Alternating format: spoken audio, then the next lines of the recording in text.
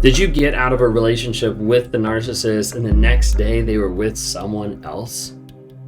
Did you get a divorce from the narcissist because they were already cheating on you? Did you get away from that toxic relationship and find out 2 days later that the trip that you were going to go with them, they took another person? In a romantic, in a cheating way, however you want to put it.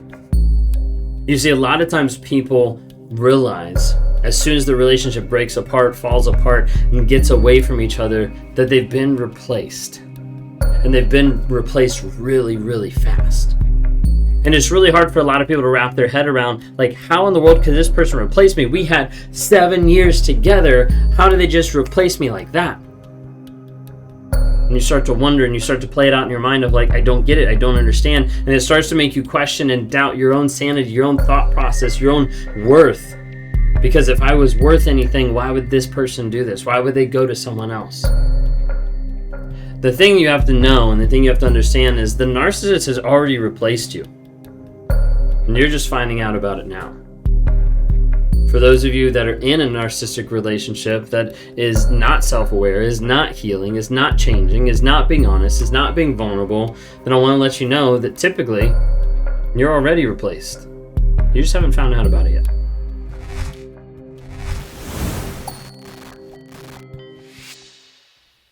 If you guys are new here, my name is Ben Taylor. I'm a self-aware narcissist on this channel to provide awareness, growth, healing, and change.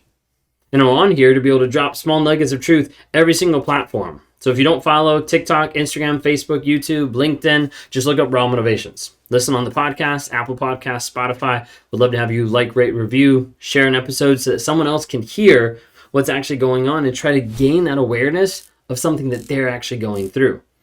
If you want to hear from the wife's perspective, then check out our new podcast on Apple Podcasts called Trauma, Drama, and Life. We'd love to have you interact there and hear what's actually going on in our lives. Some of it on a day-to-day basis, some of it when you write in and ask for questions or perspective. We'll talk about those as well. Lots of different things that are going on in that podcast that we're super excited to bring to you from both our perspectives. Just look up Trauma, Drama, and Life. A lot of times when we're talking about you leaving the narcissist, breaking up, you get discarded, anything like that, and they replace you like really quick. Okay, you'll see it quickly replaced time and time again. It might be 1 day later, it might be 1 hour later, it might be a week later, but a lot of times it's very, very fast. You're like, holy cow, like why? Why did they do this? Like, how could they have done this? Did I not mean anything? Was I not worth anything? Well, the thing you have to understand is the narcissist doesn't think about that at all. Like, they don't care about your intrinsic value or not. They just care about themselves. And so oftentimes you'll see it happen really, really quick. A lot of times people like even ask me just like, oh, your wife left you, that's why you started to change. No, my wife left me and I called someone that day.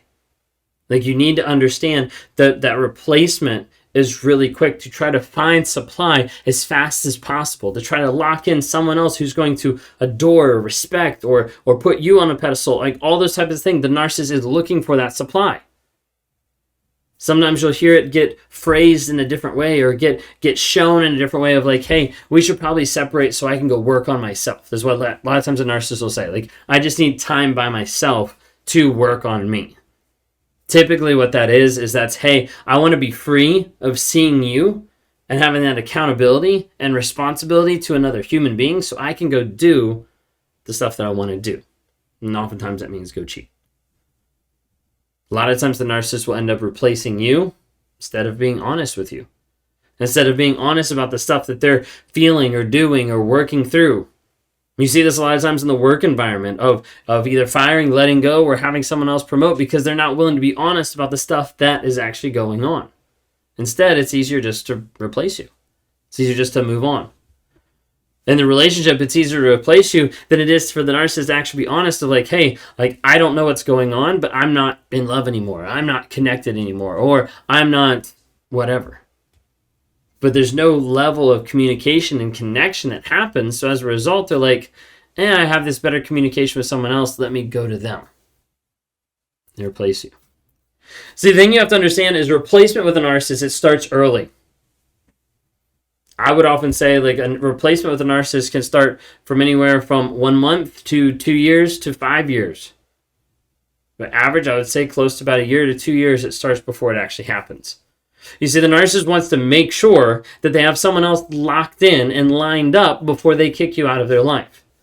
A lot of times this is covert in its implementation, in its style of being able to get someone prepped and get someone ready so that they're at the place of like, hey, now I can have this person. Now this person is locked in.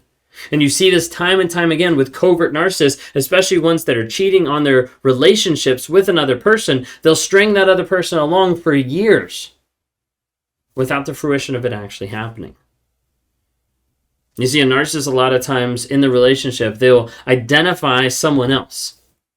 They'll identify a target. They'll identify someone else that they're going to be able to manipulate, that they're going to be able to interact with, and they'll start to cross paths with that person.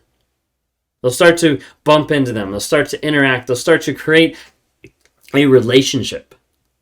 They'll start to create something that's going on there, a communication, an interaction, a connection point.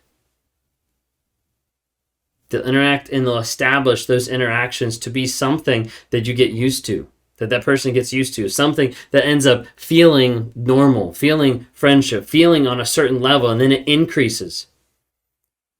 A lot of times then they start to bring in the relationship that they're in into those interactions, communicating the relationship's problems. And they do that to establish trust of like, hey, like, this is really bad. Like, I'm struggling in my relationship. I don't know. Do you have any advice?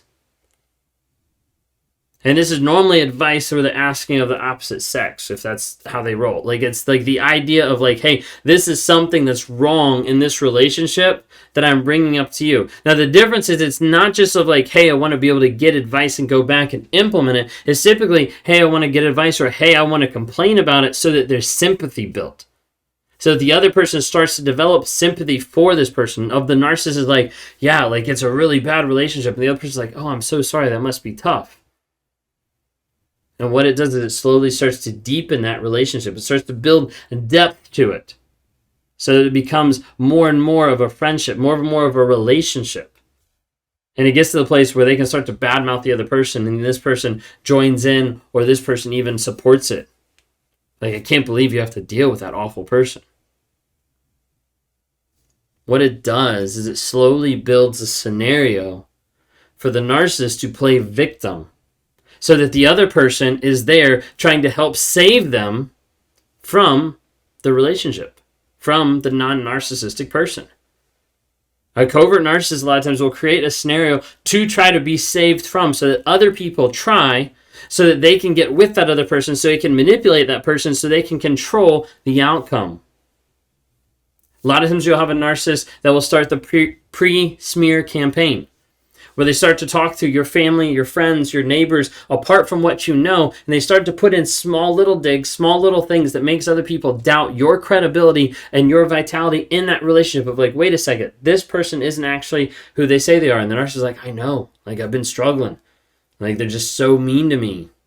And they'll start using examples of stuff that they're doing, but they'll slowly try to put a wedge.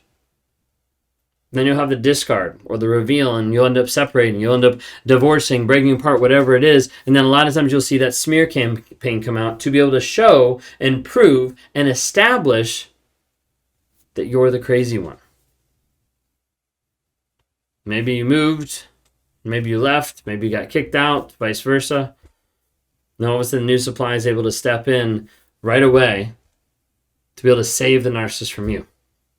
And the New Supply thinks, hey, like this is great. I can help this person. I can fix them. They had an awful marriage. Now I'm the one that's like the one. Like we're actually meant to be. We're soulmates. Like this is perfect. I'm going to help like save them and fix them.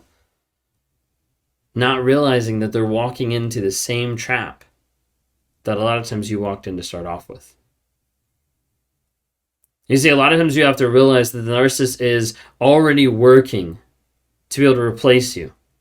They're already working to be able to replace the things that they don't like about you, and they'll typically find another person and they'll replace you really quickly. Were you surprised they moved on with someone so soon?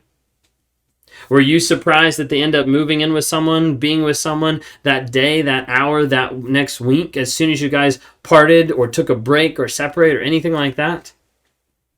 Were you surprised about that? The thing I want you to realize is that the narcissist already had replaced you. You just are now finding out about it. They already moved on a while ago when they were still with you. You're just finding out about it now. You left him.